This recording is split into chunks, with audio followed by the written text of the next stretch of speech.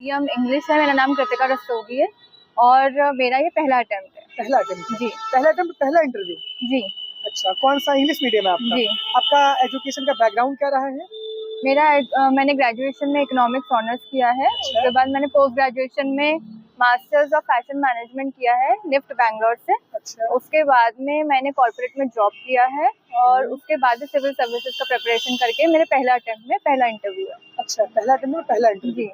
तो आपने कोचिंग की थी कि नहीं की थी? मैंने सेल्फ स्टडी किया है। सेल्फ स्टडी जी। किया। कैसे कैसे सवाल इंटरव्यू में पूछे गए आपसे? जो बोर्ड था वो बहुत ही कॉर्डियल था, बहुत ही कंफर्टेबल उन्होंने किया। उसके बाद में प्रश्न जो पहले पूछे गए वो एजुकेशन बैकग्राउंड से ही पूछा गया। मेनली मैनेजमेंट की प्रश्न पूछे गए कि मैनेजमेंट के प्रिंसिपल्स क्या होते हैं, फैशन और मैनेजमेंट का क्या रिलेशन है, डेनिम जिस कैटेगरी में मैंने काम किया उस कैटेगरी के बारे में क्वेश्चन पूछे गए, टेक्निकल क्वेश्चन, सब्सिडी, इंसेंटिव और मतलब सरकार क्या योजनाएं कर रही है, टेक्सटाइल के क्या योजनाएं होती हैं, उनसे क्या फ़ायदा होता है, ये सब चीज़ें पूछी गई। उसके बाद में ये अपना SIR पे प्रश्न पूछा गया, इलेक्शन कमीशन ऑफ इंडिया जो एक्टिविटी कर रहा है उसके ऊपर। उसके बाद में एक प्रश्न पूछा गया कि अगर आप DSP होते और कोई ऐसी सिचुएशन आपको दे दी जाती जहाँ पर 4 आर्म्ड लोग हैं और वो आपको मतलब अटैक करने के मंशा से आपके ऊपर आ रहे हैं, तो आप क्या उसका रिस्पॉन्स करेंगे। और एंड में हिस्ट्री के कुछ क्वेश्चंस, फैक्चुअल क्वेश्चन पूछे गए। तो सारे सवालों के जवाब दे दिया आपने? जी। कोई ऐसा सवाल जो ना बता पाई हूँ?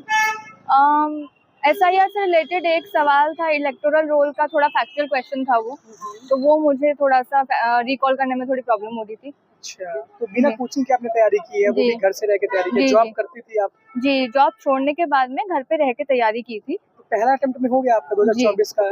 कितने साल पहले से तैयारी करना स्टार्ट किया अटेम्प्ट देने से पहले? 2 साल पहले तैयारी करना। अच्छा, तो क्या-क्या चीजें आपने फॉलो किया? क्या-क्या कौन-कौन से? एक प्रॉपर स्ट्रैटेजी बना के इसको किया गया, कैलकुलेटेड रिस्क जिसको लेके बोलते हैं। तो स्ट्रैटेजी ऐसे रहता है कि आपके जो पहले कोर सब्जेक्ट्स जो हैं आप उनके ऊपर ध्यान दीजिए और जो मटेरियल जो है उसके शॉर्ट नोट्स बनाने बहुत इंपॉर्टेंट है। और मेंस के लिए अलग तैयारी रहती है, प्रीलिम्स के लिए अलग रहती है, इंटरव्यू के लिए अलग रहती है, तो तीनों को मिक्स नहीं कर सकते। लेकिन इसको बनाने में और उसको करने में बहुत ही ट्रायल एंड एरर मेथड बहुत लगता है, क्योंकि कई बार ऐसे भी होता है कि आपके मॉक में जो होंगे मार्क्स नहीं आएंगे, इस तरह से चीज़ें रहती हैं। लेकिन तकरीबन आप ये समझिए कि प्रीलिम्स के टाइम पे भी 12,000 क्वेश्चंस मैंने करे होंगे सिर्फ प्रीलिम्स के लिए। 12,000 सवाल? जी 12,000 से ज़्यादा ही होंगे। 12,000 से ज़्यादा सवाल प्रीलिम्स के टाइम में, तभी पहले अटेम्प्ट में तभी निकल भी गया इंटरव्यू तक। जी। और NCERT आपने पढ़ी थी? NCERT पढ़ के शॉर्ट नोट्स बना के एक साइड में रख दिए। उसके बाद में जो मेन बुक्स होती हैं जैसे स्पेक्ट्रम हो गई और दूसरी किताबें हो गई, उनके अलग से नोट